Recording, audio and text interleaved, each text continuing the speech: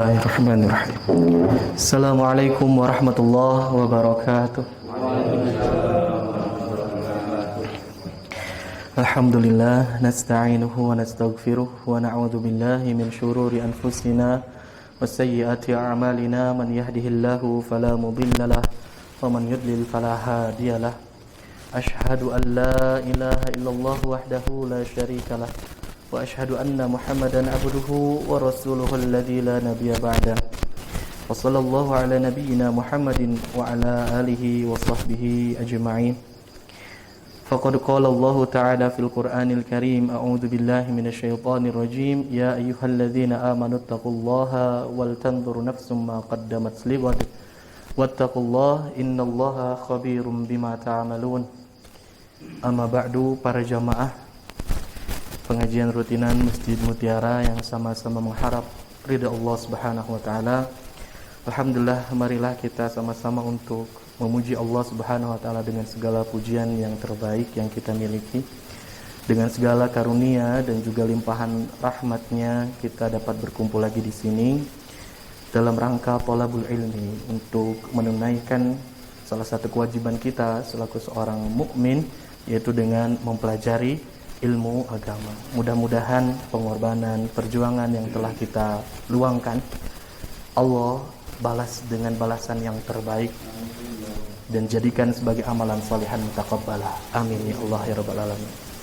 Tidak lupa, mudah-mudahan seluruh ibadah rangkaian yang telah kita kerjakan, kita kuatkan dan kita tanamkan dalam ibadah tersebut. Pertama adalah al-mahabbah, sebagaimana yang telah kita pelajari, yaitu adalah murni, pure atas kecintaan kita kepada Allah Subhanahu wa ta'ala. Diperkuat dengan pilar yang selanjutnya, yaitu al-khauf, yang menyelimuti hati kita dengan ketakutan yang hakiki hanya kepada Allah Subhanahu wa ta'ala. Dan juga dibungkus dengan ar-raja, satu harapan yang besar, cita-cita yang kita gantungkan kepada Allah Subhanahu wa ta'ala mengenai janji-janji Allah bagi orang-orang yang mereka tetap dalam keadaan istiqomah beribadah kepada Allah. Allah akan berikan surga, dan mudah-mudahan kita termasuk dari ahlu surga. Amin ya Allah.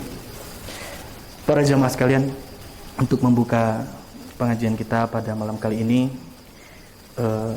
saya sering lihat sekarang berita yang terjadi di negeri kita ini. Ternyata banyak tindak kriminalitas, bukan hanya sembarang kriminalitas, tapi ini sangat memukul bagi kami semua, bagi kita, khususnya bagi saya.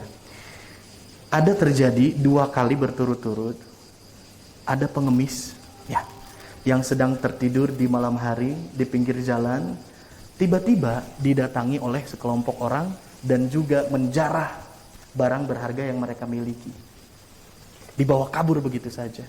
Dan yang terakhir terjadi kemarin, syukran Kang, jazakumullah khair. Kemarin terjadi, kalau tidak salah, di daerah Sulawesi. Itu ada bapak-bapak tua yang sedang duduk di pinggir jalan di depan bank, kalau tidak salah, karena itu terekam oleh CCTV. Tiba-tiba ada yang mendatangi motor, 2 orang pemuda, mengajak si bapak untuk ikut ke motornya, mau diajak buat makan siang, ceritanya gitu. Tapi si bapak menolak. Si bapak ini menolak. Kalau tidak salah, mungkin pekerjaannya sebagai ya fakir lah, orang yang minta-minta di jalanan. Dan dia itu menyimpan uang hasil jeripayahnya meminta-minta itu di satu tas yang dia pegang. Nah, dia menolak untuk ikut sama pemuda tadi karena gerak-geriknya mencurigakan. Si pemuda teh ningalikeun ka tasna wae gitunya, sambil ngajak teh, "Pak, ayo Pak, ngiring segala macam," rupi nama gitu. Hingga pada saat itu bapaknya menolak untuk ikut, dengan spontan ya, langsung diambil tasnya, geber pakai motor, pergi begitu saja. Ini adalah sesuatu yang sangat ironis sekali.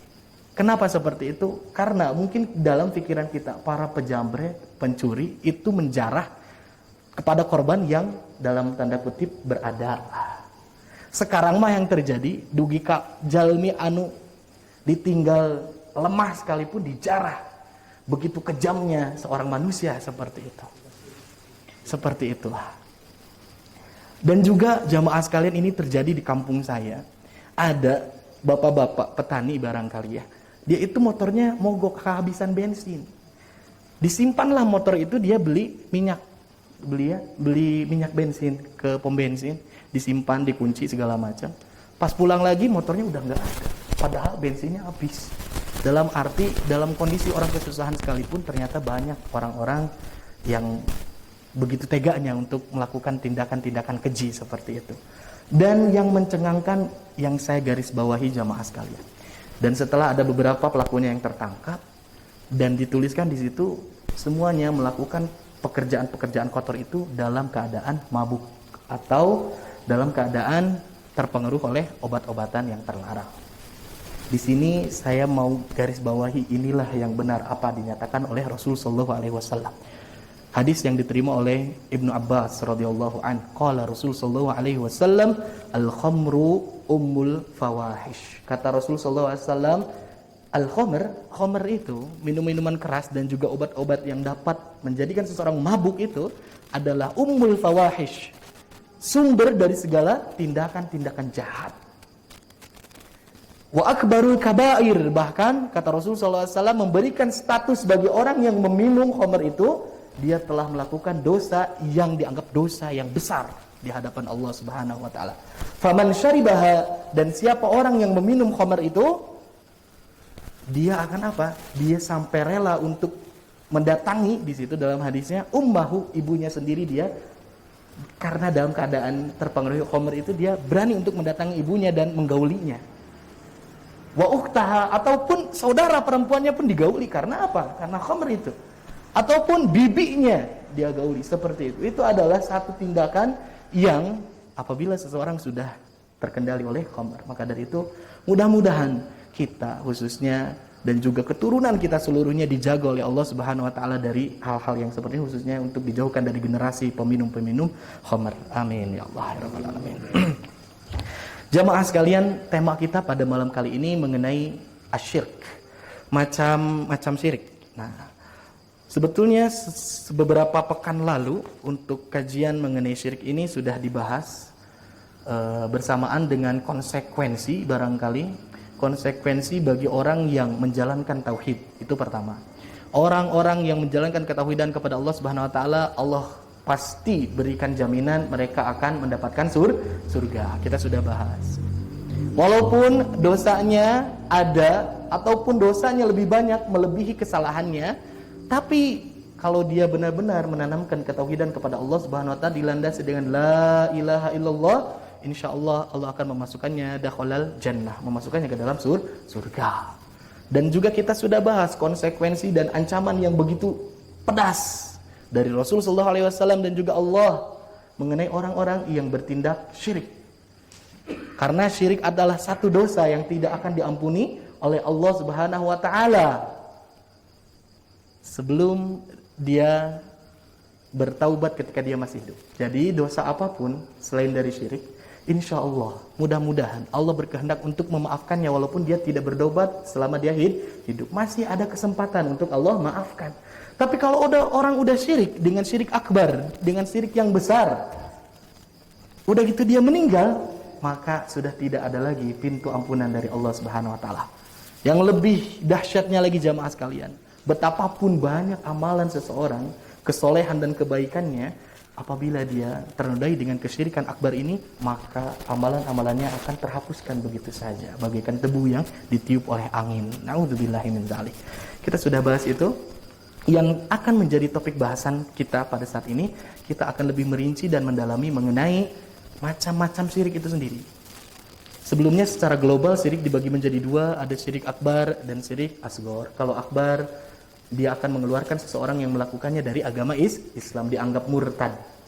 Tapi kalau syirik asghar berupa riya, itu masih ada harapan untuk diampuni oleh Allah Subhanahu wa taala, dan itu masuk kategori syirik yang kecil, asghar.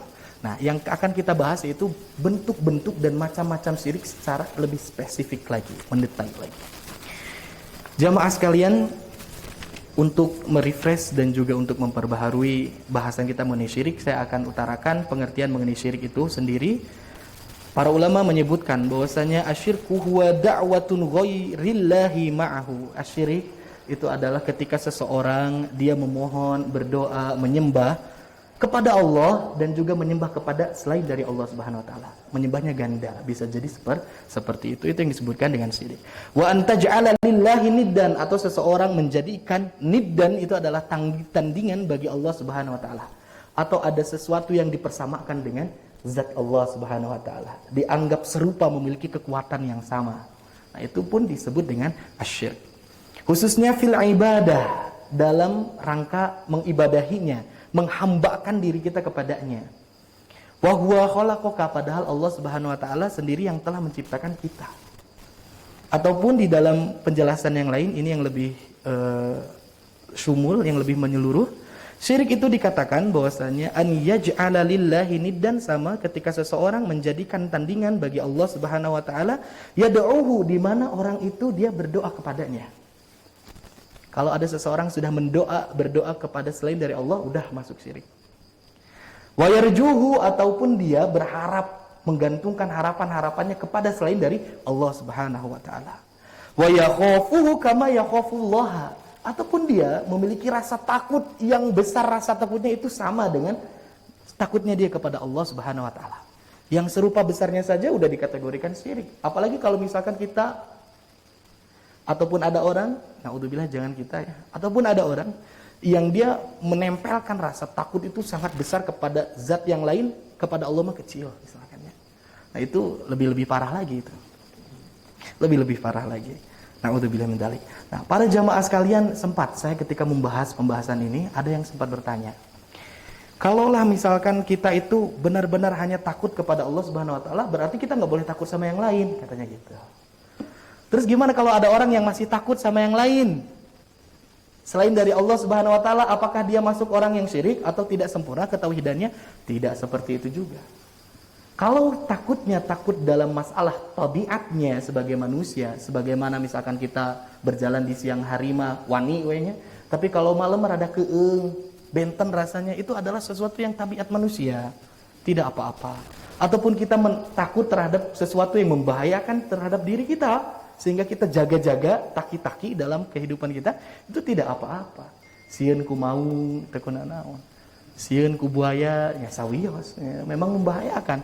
Tapi bukan sesuatu hal yang mesti ditakuti, karena ada orang juga yang dia tidak takut sama maung. Aya, siapa? Pawangna. Ya. Ada orang yang tidak takut sama buaya. Kemarin saya lihat videonya jamaah sekalian, luar biasa. Ternyata ada orang, seorang profesional, dia itu seorang penyelam. Dia membawa kamera untuk mengambil spot gambar yang dekat dengan buaya. Payun pak, ente ayat 3 meter. Kalau di kita mah sudah diciduknya, tidak distancing. Nah, itu dekat banget, depan-depan dengan buaya, di dalam air, bukan di luar air, bukan di darat, di dalam air sambil menyelam. Dan ketika ditanya kenapa dia berani seperti itu, karena dia punya ilmunya. Kata dia mengatakan buaya itu tidak akan menyerang dan tidak akan menerkam secara tiba-tiba. Pertama, kalau misalkan berhadap-hadapan secara langsung dan kontak mata terus dihubungkan, itu katanya. Kedua, kalau posisi buaya itu lebih kecil, itu peluang untuk menerkamnya tidak ada. Jadi kalau badan kita lebih besar dibandingkan buaya, insya Allah buaya tidak akan langsung menerkam kita.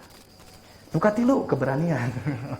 Keberaniannya udah luar biasa. Dan yang keempat, ternyata seorang yang pro ini kepada buaya tidak takut ini, kenapa? Dia itu punya juga sertifikat untuk berenang bersama hiu. Jadi sebelumnya dia udah lulus ya mengenai seluk-beluk hiu, berenang bersama hiu teh sudah biasa. Nah, makanya sama buaya pun itu. Nah, itu adalah bukan ketakutan yang mesti kita berikan. Kalau misalkan aya jalmi teu sieun ka ular kobra, ya enggak apa-apa. Tapi kalau ada orang tidak takut sama Allah, itu salah. Harus takut sama Allah mutlak. Seperti itu jamaah sekalian. Ataupun ada yang bertanya kepada saya, Pak, kalau menggantungkan permohonan itu hanya kepada Allah, betul. Hakikatnya kita harus selalu meminta pertolongan hanya kepada Allah Subhanahu wa taala. Pertanyaannya, Pak, kalau misalkan Bapak sakit, gitu. Bapak ke dokter enggak? Ke dokter. Berarti Bapak meminta pertolongan kepada dokter, gitu. Berarti Bapak syirik. Pertolongan Bapak enggak semuanya dilayangkan kepada Allah. Kadang-kadang obrolan-obrolan dan pola pikir yang seperti ini menyesatkan jemaah sekalian. Nah, saya jawab, Pertolongan pada hakikatnya disebut sebagai pertolongan yang dibolehkan itu ada syaratnya. Makanya belajar tauhid di dia. Gitu. Apa? Sababnya pertama satu, jamaah sekalian. Harus ada sabab zahir, sebab-sebab yang nampak bahwasanya seseorang itu mampu untuk memberikan pertolongan kepada kita secara akal dan rasio kita. Contoh, dokter. Dia punya kemampuan tidak untuk merawat, memberikan resep dan juga mengobati kepada orang yang sakit. Punya, dia punya ilmunya. Dan rasio dan akal kita berbicara bahwasanya sebab zahirnya ada, dia mampu untuk mengobati saya. Tapi untuk memberikan kesembuhan tetap dari Allah Subhanahu wa taala.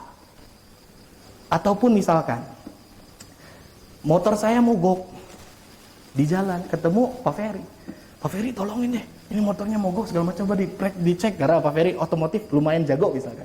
Apakah itu kita syirik meminta pertolongan kepada orang, kepada makhluk Pak Ferry? Tidak, karena sabab zahirnya jelas. Tapi kalau meminta pertolongan kepada tidak ada sabab zahirnya, sudah tidak masuk rasio dan juga akal, itulah yang dilarang. Motor mogok, kayak tangkal palem, minta pertolongan sama dia misalkan. Nah, itu mah sesuatu yang tidak masuk logika, itu yang dilarang. Ataupun ada orang pengen kaya, nggak mau kerja, malam-malam datang ke kuburan segala macam, itu bukan sabab zahir yang diperbolehkan, tidak masuk logika. Dan itu hanya berhak Allah Subhanahu wa taala yang memberikan ini. Dan juga saya jawab jamaah sekalian, ini pun pelajaran penting. Pada hakikatnya, pertolongan itu datang dari Allah Subhanahu wa taala, walaupun nampak di mata seorang manusia datangnya bukan dari Allah tapi dari manusia yang lainnya. Tapi salah nama hakikatnya datang dari Allah. Contoh, saya datang kepada dokter. Dok, tolong, saya sakit. Mungkin secara kasat mata dokter mendatangi saya, memeriksa tubuh saya, memberikan pertolongan kepada saya, itu pertolongan itu datang dari manusia. Tapi hakikatnya dari Allah loh Pak. Kenapa bisa seperti itu? Mungkin saja bisa terjadi ketika saya minta tolong sama dokter, misalkannya, Pak dokter tolong saya segala macam. Bisa jadi Allah tidak memberikan gerentes hati kalau jadi dokter supaya dia membantu saya. Bisa jadi Allah memutarbalikkan hatinya. Bisa jadi karena dia tidak suka, ataupun karena dia ada kondisi yang lain, kesibukan, sehingga dia tidak bisa memeriksa saya. Ataupun orang itu tidak akan memberikan pertolongan apabila dirinya sendiri perlu pertolongan. Dokter Nawegi sakit misalkan, boro-boro mau mengobati orang lain, membuati dirinya saja perlu bantuan. Jadi hakikat pertolongan itu sebetulnya datang dari Allah, walaupun yang nampak itu dari manusia. Nah, ada pertanyaan dulu jemaah sekalian. Mudah-mudahan bahasanya putar-putar, mudah-mudahan paham ya. Insyaallah. Nah, para jamaah sekalian, maka yang harus kita yakini bahwasanya seluruh pertolongan, penjagaan itu hakikatnya datang dari Allah Subhanahu wa taala. Betapapun banyak security di kita, di setiap rumah satu security misalkan ya. Tapi kalau Allah sudah berkehendak mah aya we anu kamalingan teh dah kitu. Bisa wae ngantuk security-na, tiasa wae nuju kacai, terang, tak apa. Maka dari itu seluruhnya kita harus gantungkan kepada Allah Subhanahu wa taala tanpa kita meninggalkan ikhtiar bumi kita. Harus terus digalakkan ikhtiar bumi kita. Jamaah sekalian, kita masuk kepada macam-macam syirik. Macam-macam syirik. Di sini dinyatakan bahwasanya syirik itu bukan hanya berarti penyembahan seseorang terhadap berhala ataupun penyembahan seseorang terhadap patung-patung saja. Tapi para ulama membagi-bagi bentuk-bentuk syirik itu ada beberapa macam.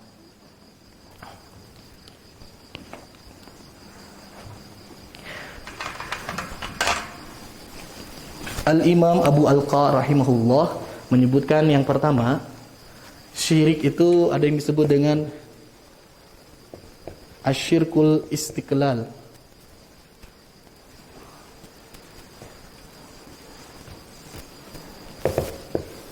Syirik istiqlal. Bukan istiqlal masjid ya. Bukan istiqlal masjid. Memang arti istiqlal itu artinya bebas atau hurriyah, kemerdekaan. Sama seperti nama masjid yang terbesar kita itu namanya Istiqlal, simbol dari kemerdekaan bangsa Indonesia. Nah, yang dimaksud di sini adalah syirik istiqlal itu ketika seseorang dia menjadikan Tuhan berbilang. Bisa jadi 1, 2, ataupun lebih. Sampai tidak terhitung. Ketika menjadikan Tuhan itu berbilang. Ada 1, ada 2, ada 3. Dan juga ini poin intinya. Setiap Tuhan itu memiliki job desk. Atau memiliki pekerjaan masing-masing. Wewenang masing-masing. Ini adalah bentuk kesyirikan yang pertama. Ketika seseorang menjadikan Tuhan itu meyakini ada Tuhan yang mengurus alam, ada Tuhan yang mengurus hutan, ada Tuhan mengurus lautan misalkan. Nah, ini adalah masuk ke dalam kategori asyirkul istiqlal. Ada kebebasan dari Tuhan-Tuhan itu untuk mengerjakan ranah-ranah wewenang dia sendiri-sendiri. Ini adalah kesyirikan. Sebagaimana dinyatakan di dalam kitab tersebut, syiriknya seperti syiriknya kaum Majusi. Mereka yang menyembah api, meyakini bahwasanya ada dewa yang memberikan kekuasaan di waktu siang, ada juga dewa di waktu malam yang menjaga manusia. Ataupun seperti yang sering kita nonton-nonton di film-film Hollywood ini banyak digambarkan, bahwasanya ada mitologi Yunani. Sebagaimana yang kita sering dengar ada dewa Zeus, ya. Ini adalah dewa-dewi Olympus kalau tidak salah. Sampai disebutkan sampai ada 12 sampai 13 dewa di situ yang memegang kekuasaan masing-masing. Zeus megangnya apa? Megangnya langit dan bumi, mengatur cuaca dan iklim misalkan seperti itu. Ada lagi Poseidon mengatur lautan dan kerajaan di dalamnya. Ada lagi Dewi Hera itu yang menjadi istrinya dari Zeus. Wah, ini dewa-dewinya berhubungan seperti manusia ya. Menikah seperti itu. Punya anak namanya Ares. Itu dia yang memiliki kekuatan untuk dapat menembus kepada 3 dunia. Wah, banyaklah ceritanya kalau kita baca. Ini adalah bentuk dari asyirkul istiqlal. Kabayangnya, kata Poseidon teh, sekarang waktunya badai. Kata Zeus teh, jangan. Ini ranah saya, di darat orang-orang sedang kesusahan, jangan dulu. Wah, ini bisa-bisa dewa itu berantem. Kalau Tuhan seperti ini luar biasa sibuknya. Bukan mengurus rakyat dan juga hambanya, sibuk menguruskan wewenang mereka masing-masing. Ini adalah salah bentuk kejahilan orang-orang terdahulu dalam menentukan siapa Tuhannya. Ataupun seperti yang kita sering lihat, ada dewa yang disebut dewa Brahma.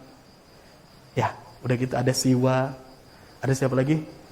Wisnu, seperti itulah. Nah, ini adalah bentuk syirkul istiqlal dalam kacamata Islam. Selanjutnya jamaah sekalian, ada yang disebut dengan asyirku at-tab'id.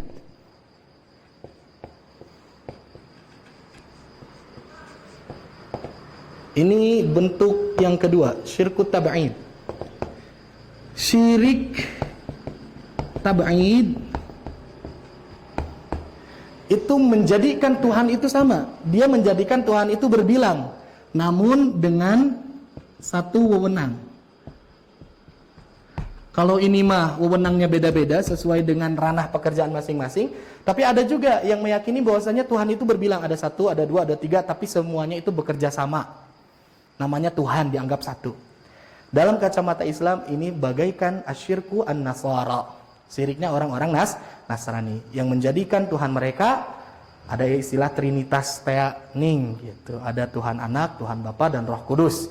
Nah, seperti itu. Allahu a'lam. Dan yang ketiga jamaah sekalian, ada juga yang disebut dengan asyirku at-takrib. Ini syirik takrib. Kalau syirik takrib itu dari asal katanya saja, koruba atau korroba yukorribu takriban, itu syirik menjadikan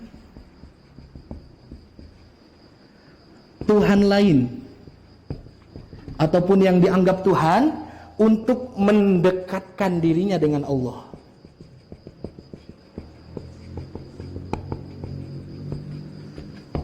Ini dia menjadikan tempat ataupun sesuatu yang lain sebagai bentuk untuk mendekatkan dirinya kepada Allah Subhanahu wa taala. Walaupun tujuan akhirnya untuk kepada Allah, tapi dia menjadikan Tuhan sarana tersebut, itu adalah suatu kesalahan besar.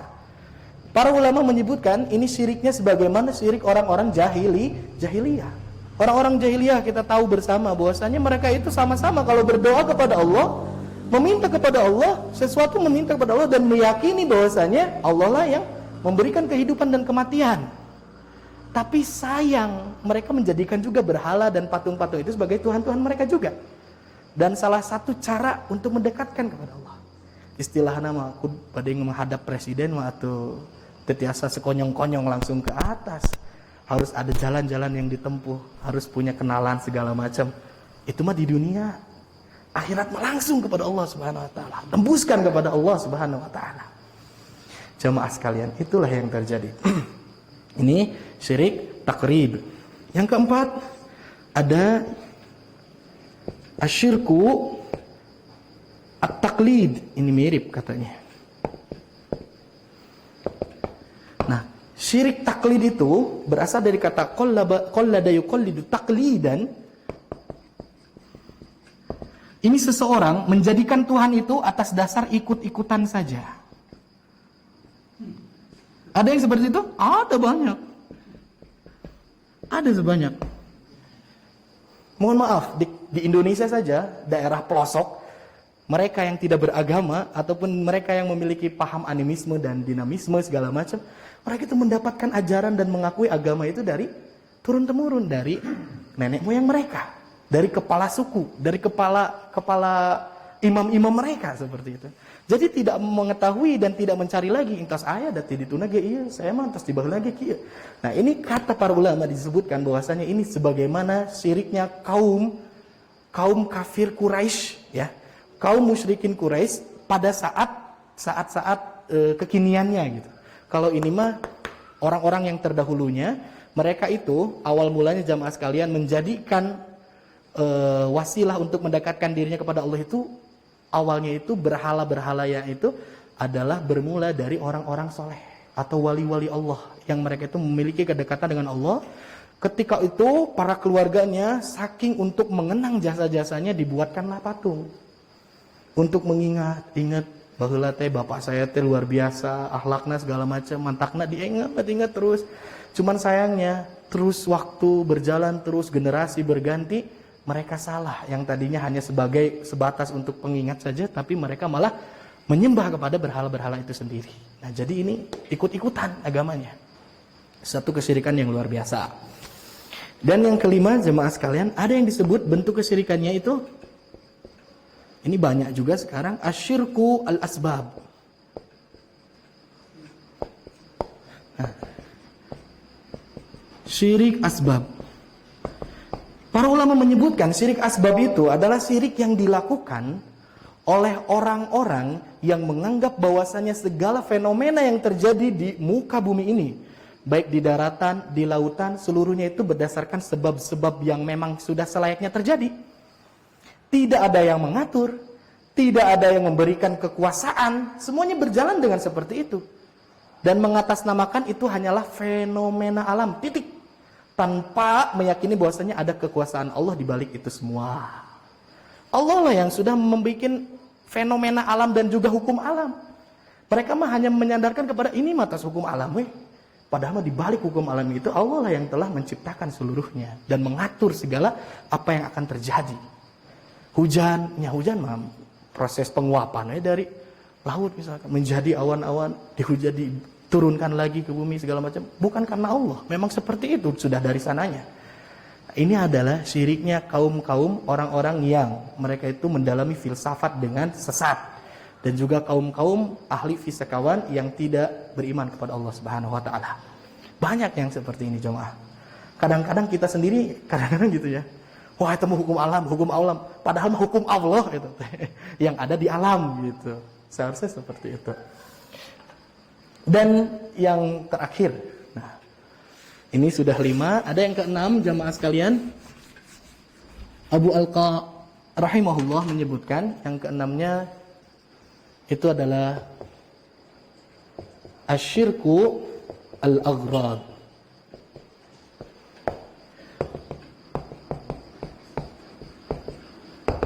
Berasal dari kata ghurbun. Ghurbun itu tujuan.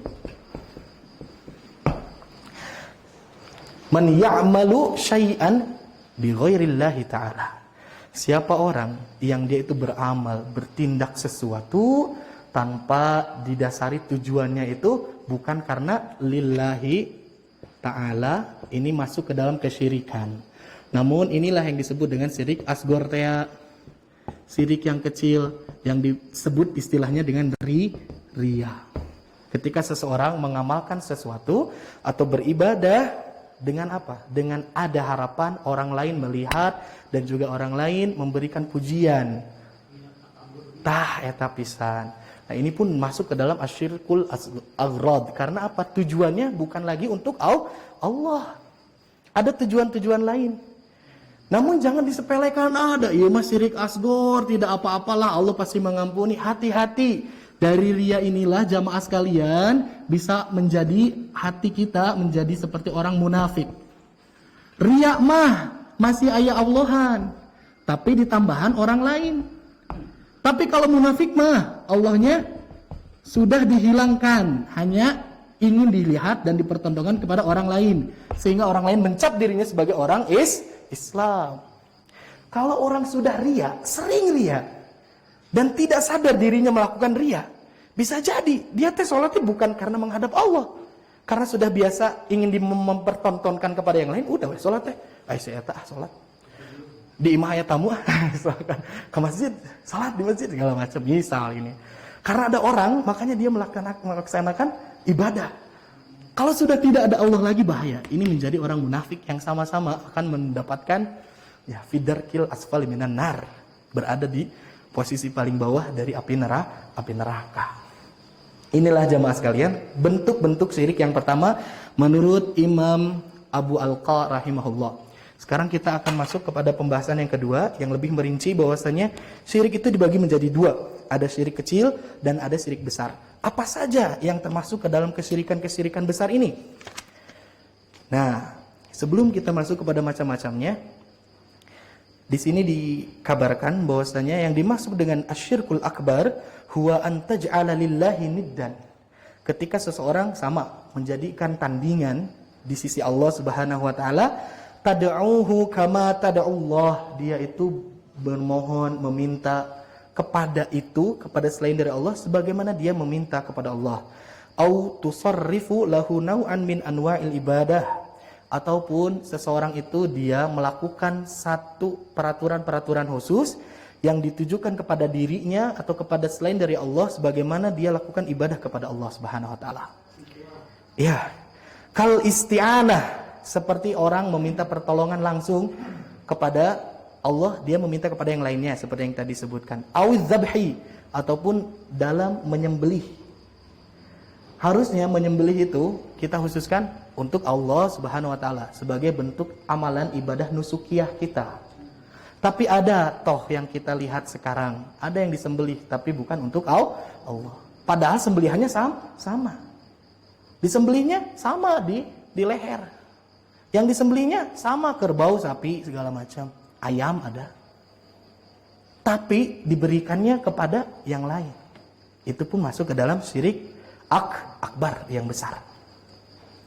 Awin nadri, ataupun dia bernazar dan berjanji kepada selain dari Allah Subhanahu wa taala. Janji di sini maksudnya adalah yaitu dia untuk mengibadahi sesuatu, dia itu berjanji menggantungkannya kepada selain dari Allah. Misalkan gini. Kalau misalkan saya dapat bonus tahun ini 5 miliar. Nah, misalkan bukan. Nah, nanti saya akan bangunkan makam yang ini, keramat ini saya bangunkan dengan yang megah. Nah, dia itu bernazarnya kepada kuburan misalkan. Awalnya memang dia sudah meminta-minta kepada kuburan. Sok laun bener maneh merek urang misalkan. Lamun embah masian ka saya 5 miliar ayeuna aku saya bakal dipasian sasajen segala macam. Nah, ini adalah bentuk nazar kepada selain dari Allah. Kalau kepada Allah mah bagus. Ya Allah, saya memohon kepada Engkau, kalau misalkan saya sukses menjadi calon wali kota Cimahi yang baru, saya akan menaikkan haji jamaah mutiara seluruhnya. Wah, itu adalah nazar yang bagus, ditujukan kepada Allah Subhanahu wa taala. Walaupun sebetulnya nazar ini disebutkan dalam satu riwayat adalah tindakan orang yang pelit. Dia mau memberikan sesuatu kalau sudah diberikan sesuatu oleh Allah. Jadi disebut orang pelit, tapi nya tekuna naon lah. Yo, sudah memang diperbolehkan nazar seperti itu. Ya, seperti itu ya jamaah sekalian. Nah, itu adalah salah satu definisi dari syirik akbar. Berdasarkan hadis Nabi Sallallahu Alaihi Wasallam dari periwayatan Imam Bukhari dan juga Imam Muslim, ketika ditanyakan para sahabat kepada Rasul Sallallahu Alaihi Wasallam, ayyudzan bi a'zam, apakah dosa yang paling besar itu? Wahai Rasul Sallallahu Alaihi Wasallam, qala antaj'ala lillahi niddan wa huwa khalaqaka, engkau menjadikan tandingan untuk Allah padahal engkau tahu bahwasanya Allah lah yang menciptakan engkau. Itu dalil yang pertama. Nah, sekarang masuk ke macam-macam syirik jamaah sekalian. Yang pertama, yang disebut syirik besar itu ketika seseorang itu syirik di dalam doa. Ini sudah menjadi sesuatu yang jelas ya. Ketika ada seseorang memalingkan doanya kepada yang lain. Bahkan kalau di dalam kitab ini disebutkan kepada aulia atau kepada al-ulama atau asy-syaikh, masyayikh, orang-orang yang soleh, yang memiliki ketawaduan, yang mereka sudah meninggal. Meninggal. Kita meminta doa kepada yang sudah meninggal dari kalangan mereka. Ini bisa menjadi syirik yang besar, syirik akbar. Kalau kita meminta doa kepada ulama yang masih hidup, diperbolehkan jamaah sekalian. Contoh, misalkan kita di antara kita di Bandung, taruhlah Agim. Kita datang ke Agim, Pak Agim, saya minta doanya buat keberkahan saya, keberlangsungan hidup saya. Biar samawa misalkan kalau yang baru nikah gitu. Boleh tidak boleh ke agimnya masih ada. Tapi kalau misalkan ada ulama yang telah meninggal, kita minta, ya Syekh, berikan saya ketenangan batin segala macam. Padahal pas meninggal, nah itu adalah kesyirikan. Walaupun orang itu orang soleh sekalipun. Sebagaimana apa yang disampaikan oleh Allah Subhanahu wa taala dalam surat Yunus ayat ke-106. Wala tad'u min dunillahi ma la yanfa'uka wa la yadhurruka. Dan janganlah sekali-kali kalian mengibadahi, berdoa kepada selain dari Allah Subhanahu wa taala yang mereka itu tidak dapat memberikan manfaat kepada engkau ataupun tidak dapat membawa madarat kepada engkau. Fa in fa'alta, maka jika kalian melakukan itu, berdoa kepada yang lain, fa innaka idzam minadz zalimin. Sungguh engkau itu termasuk hamba-hamba orang-orang yang zalim. Disebut di sini zalim. Tapi para ulama mensyarah dan juga menafsirkan bahwasanya adz-dzalimin minadz-dzalimin ay minal musyrikin billah. Yang dimaksud zalim di sini adalah orang-orang yang mereka itu mempersekutukan Allah Subhanahu wa taala. Jadi seperti itu jemaah. Jangan berdoa kepada selain dari Allah Subhanahu wa taala. Intinya kita fokuskan kepada. Kalau meminta doa untuk didoakan itu boleh kepada orang yang masih hidup. Tidak apa-apa. Sebagaimana apa yang dilakukan oleh para sahabat. Hebatnya sahabat, ketika ingin minta didoakan oleh Rasul Sallallahu Alaihi Wasallam, itu salah satu caranya apa? Mengajak dan mengundang Rasul untuk datang ke rumahnya. Rasul ada waktu kosong kapan? Kalau istilah kita seperti itu. Nanti hari apa segala macam, jam berapa segala macam. Saya tunggu di rumah saya. Ketika sudah datang di rumahnya, disiapkan jamuan yang terbaik oleh seorang sahabat ini, menjamu Rasul Sallallahu Alaihi Wasallam. Rasul Sallallahu Alaihi Wasallam makan. Setelah makan jamaah sekalian, Rasul hendak pamit untuk pulang. Nah, barulah sahabat bertanya, ya Rasul, tolong doakanlah untuk kami doa yang terbaik yang engkau akan berikan untuk kami. Barulah Rasul SAW berdoa, Allahumma barik lahum fima razaqtahum waghfir lahum warhamhum. Doa bagi orang yang telah memberikan kebaikan kita bisa kita dawamkan itu. Allahumma barik lahum, ya Allah berkahi mereka. Fima razaqtahum, dengan apa yang telah engkau rizkikan kepada mereka. Waghfir lahum, berikanlah ampunan kepada mereka. Warhamhum, dan berikanlah rahmat kasih sayang engkau kepada mereka. Saya jamaah sekalian pernah kesalahan doa. Ada satu jamaah, kalau nggak salah di TM kalau nggak salah ya. Saya lupa lagi siapa. Jangan sebutkanlah kode etik ya. Nah, ketika saya sudah dijamu, dikasih bukan hanya sebatas makanan, dikasih amplop juga lah gitu ya. Luar biasa, saking senangnya saya langsung berdoa. Allahumma gfir lahum warhamhum wa'afihim wa'fu anhum wa akrim nuzulahum wa wasi' madkhul. Astagfirullah. Ini doa untuk yang meninggal. Astagfirullahaladzim. Saya dirinya istighfarnya, tapi untungnya jamaahnya enggak itu doanya doa untuk yang meninggal. Ya, jadi amin. Ya Allah. Nah, jadi ini adalah salah satu cara para sahabat untuk untuk minta didoakan oleh Rasul sallallahu alaihi wasallam, dan itu diperbolehkan jamaah sekalian. Selanjutnya ada syirik dalam sifat Allah Subhanahu wa taala. Kal i'tiqadi bi annal anbiya awil awliya ya'lamunal ghaib. Syirik dalam sifat Allah itu ketika seseorang menghususkan yang harusnya sifat ini diberikan kepada Allah Subhanahu wa taala, namun dia disematkan kepada selain dari Allah Subhanahu wa taala. Hatta sampai kepada Nabi sallallahu alaihi wasallam, kalau kita menganggap bahwasanya Nabi itu ya'lamunal ghaib, mengetahui sesuatu yang gaib misalkan, nah itu adalah satu tindakan kesyirikan. Karena Nabi itu adalah utusan Allah, Rasul sallallahu alaihi wasallam, yang Nabi sendiri menyadari bahwasanya beliau tidak mengetahui sesuatu yang gaib, karena gaib itu hanya di tangan Allah Subhanahu wa taala. Apa buktinya jemaah sekalian? Ketika ditanya mengenai kapan datangnya kiamat, Nabi sallallahu alaihi wasallam seperti yang disampaikan pekan lalu ya, mal mas'ulu anha bi'alama minas sa'il. Menjawab kepada Jibril ketika ditanya kapan datang kiamat, orang yang ditanya mengenai kiamat tidak lebih mengetahui dibandingkan orang yang bertanya. Jadi menandakan bahwasanya Nabi tidak mengetahui sesuatu yang gaib. Ataupun para aulia yang dianggap orang-orang sebagai orang yang memiliki hubungan yang khusus dengan Allah Subhanahu wa taala, ketika kita mengkhususkan dan juga menjadikan mereka meyakini mereka memiliki pengetahuan dalam hal-hal yang gaib, ini adalah satu kesyirikan. Mengetahui sesuatu sebagaimana Allah yang tahu, ini adalah satu kesyirikan. Sebagaimana yang disampaikan oleh Allah Subhanahu wa taala dalam surat Al-An'am ayat ke-59. Allah Subhanahu wa taala berfirman, "Wa indahu mafatihul ghaibi la ya'lamuha illa huwa." Kata Allah Subhanahu wa taala, dan di sisinya lah mafatihul ghaib. Mafatih itu jamak dari miftah. Miftah itu artinya kunci. Mafatih itu kunci-kunci. Kunci-kunci gaib itu hanya di sisi Allah Subhanahu wa taala. La ya'lamuha illa huwa. Tidak ada yang mengetahui satupun melainkan Ia. Bahkan dilanjutkan di dalam ayat ini, Allah Subhanahu wa taala mengetahui sesuatu yang apa yang ada di dalam dasar lautan sekalipun. Dasar laut itu gelap sekali. Apalagi kalau laut yang paling dalam itu berapa ratus kilometer barangkali. Gelap. Tapi Allah tahu apa dasarnya. Di dalamnya ada apa segalanya tahu. Bahkan tumbuhan biji yang tertutup dalam kegelapan sekalipun, Allah Subhanahu wa taala tahu kapan waktu dedaunan itu dia akan gugur, berjatuhan, Allah tahu.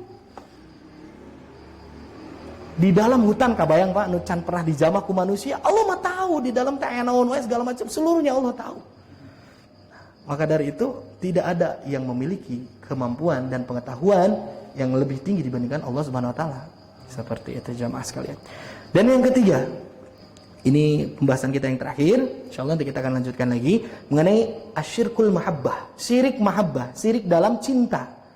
Kita sudah bahas bahwasanya cinta yang terbesar yang harus kita persembahkan paling utama itu kepada Allah Subhanahu wa taala. Dari cinta kepada Allah, barulah kita mencintai yang lainnya. Atas dasar apa? Atas dasar cinta kepada Allah. Kita cinta sama istri, cinta. Tapi landasannya apa? Perintah dari Allah. Kita harus mencintai istri kita. Cinta kepada anak, cinta. Atas dasar cinta kita kepada Allah Subhanahu wa taala. Jadi sumber cinta itu harusnya kita sematkan kepada Allah Subhanahu wa taala. Yang salah itu ketika ada orang yang gulu, yang dia terlalu berlebih-lebihan sehingga mencintai makhluk Allah, itu sama dengan kecintaannya kepada Allah Subhanahu wa taala. Itu yang tidak boleh. Sebagaimana yang disampaikan oleh Allah dalam surat Al-Baqarah ayat 165, "Wa minan nasi may yattakhidhu min dunillahi andadan yuhibbunahum kahubbillah." Ada di sebagian manusia yang mereka menjadikan ada tandingan-tandingan yang mereka pegang selain dari Allah Subhanahu wa taala, yuhibbunahum, mereka cinta kepada tandingan-tandingan itu. Ini tafsirannya untuk musyrikin Quraisy yang mereka itu mencintai pada berhala-berhala dan juga seluruh apa yang diturunkan tradisi dari nenek moyang mereka sebagaimana cintanya kepada Allah Subhanahu wa taala. Walladzina amanu asyaddu hubban lillah.